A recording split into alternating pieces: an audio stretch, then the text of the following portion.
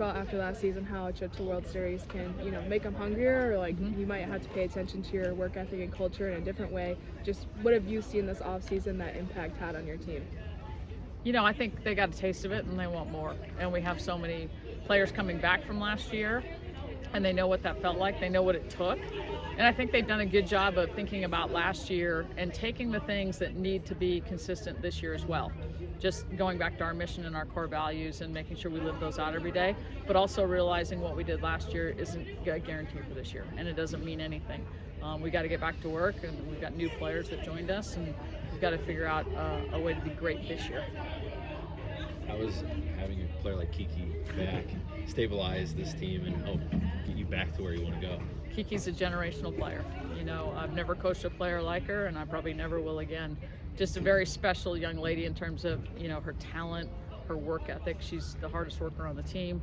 Her leadership, the way she holds herself accountable and holds everybody else accountable. She's really remarkable, and she's inspiring to watch, and she's inspiring for, her teammates.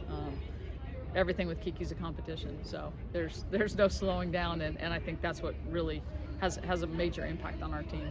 With Ashley graduating, how do you think the pitching staff's going to hold this year, especially early on in the season where you might have to play 5 or 6 games in a week? Yeah, it's going to be different for us. I think when you look back at last year, I think there were only 2 staffs in the country that could throw a pitcher out there, a different pitcher Friday, Saturday, Sunday, and get complete games out of them, and it was us in Oklahoma. And that was even with Ashley injured and us having to manage her innings. So I think we're going to be kind of like everybody else, that you've got to figure out how to match people up and how to, get 6-9 outs out of people, and then have somebody else close out the game, and figure out who's going to counter the other pitcher well in order to throw people off. So there'll be more strategy to it, I think, in that respect, but that's fun too. Speaking of pitching, how do you feel like Carlin has continued to progress? Last year she had some really great flashes to show, what kind of pitcher she could be, but how do you feel like off season going into now, she's kind of taken strides? Carlin is a really smart young lady, and she's really self-aware, and I think that's a key because the game at this level is not just physical, it's what your mental game as well. And I think everything in her life she's been so dominant at, no matter what sport she played. And last year was the first time it's like, okay, wait a sec, now I can't just rely on my physical gifts. There's other things I have to tap into. But the fun thing about Carlin is she's really open to that, and she's willing to try things, not run away from any struggles. She wants to attack them head on. So I'm really pleased with her progress. I know if you could have gotten a pitcher that was the right fit for you guys, you were looking at that. You didn't end up bringing anyone in. Just how confident are you in this staff, kind of be able to replace what Ashley gave you last year?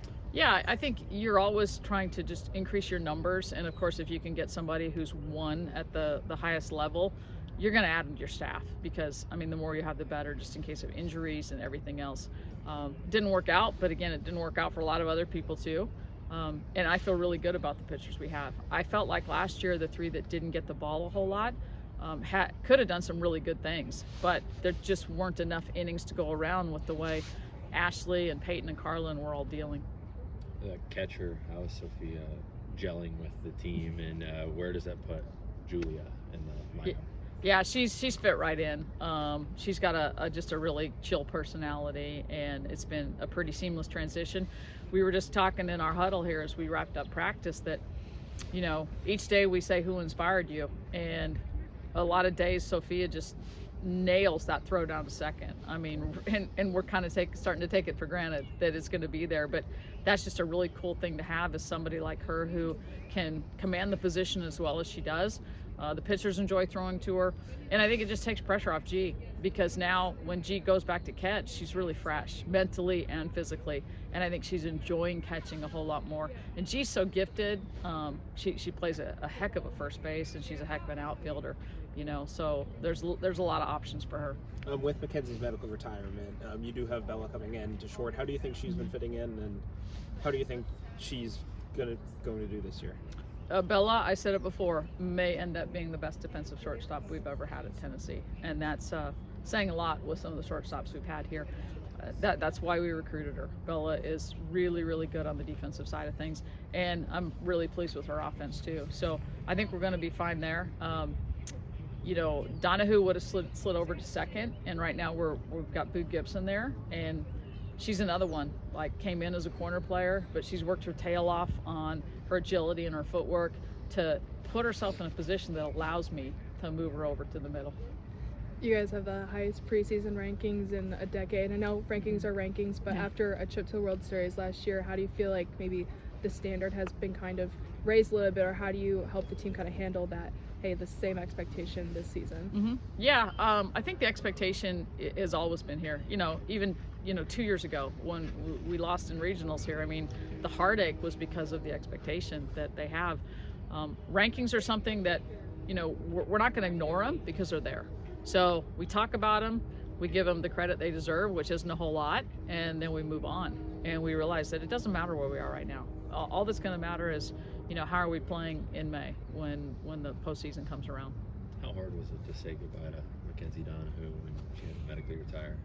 Yeah, it was heartbreaking, you know, really heartbreaking for her, because she so enjoyed her time here last year. And I know how much it meant to her to, you know, come here and just kind of, it was a breath of fresh air for her, and she played like it.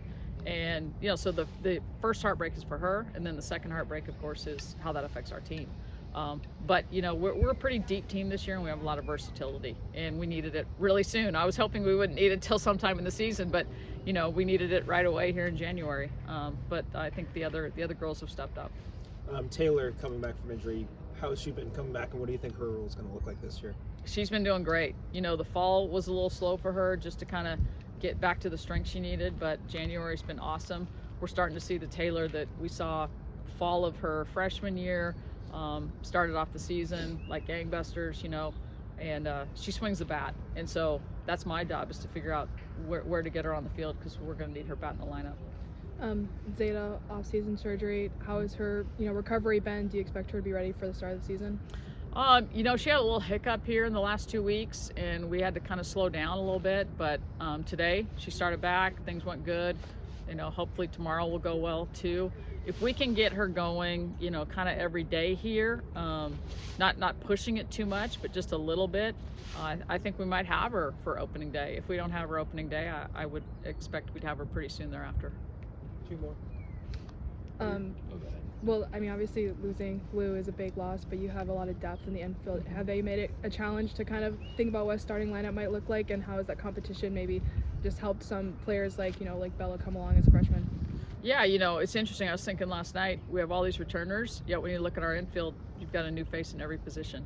And I told them day one in August, I want to create versatility, and I'm going to play you all fall in at least 2, if not 3 positions, so that we can move people around and not feel like we're out of sorts or uncomfortable. And I think they've adapted to that really well.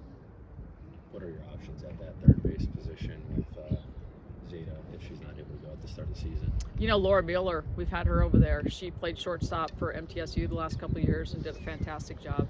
And she's doing really well. She's one of the best learners I've ever coached. You know, she's going to do tomorrow what we've instructed her on today. And I like her. Taylor Panel can go over there.